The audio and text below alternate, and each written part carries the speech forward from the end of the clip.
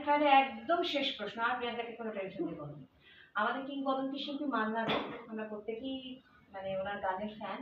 তো মান্না দের যে কোনো একটি গান, একটি লাইন যদি আমরা শুনি।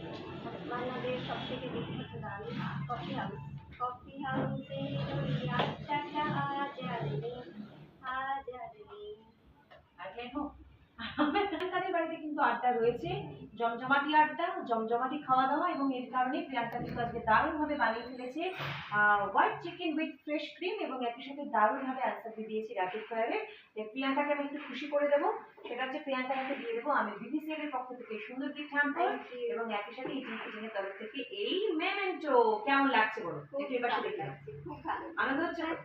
এবার একটু গান হবে কি না? এবার হবে না। আচ্ছা ঠিক আছে, তুমি এখানে রেখে দাও। আর এবার একটু আমি টেস্ট করবো তোমার আজকে white chicken with fresh cream কেমন হয়েছে। আর আপনাদেরকে বলবো যে আজকের পর্বটা আমরা এখানে শেষ করবো, তবে সবাই মিলে আমরা টেস্ট করবো, আমরা খাবো। কিন্তু যেটা আমি আপনাদেরকে বলবো, আপনারা যারা যারা চাইছেন আমাদের অনুষ্ঠানে অংশগ্রহণ করতে, ডেফিনেটলি আপনারা অংশগ্রহণ করতে পারেন।